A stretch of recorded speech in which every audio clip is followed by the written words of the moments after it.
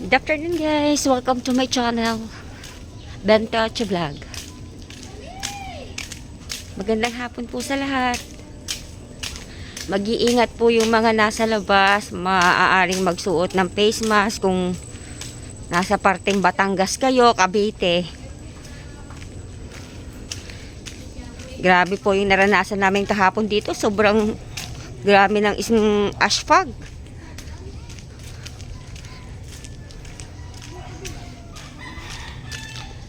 Punta muna ako ng bayan at ako'y mamamalengke. Grabe.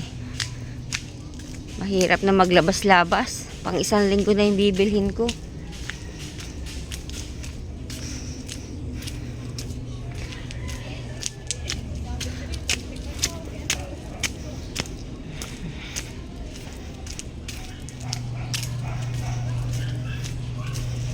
Ang daming tubig. Kauulan lamang. Ayan na ulit guys.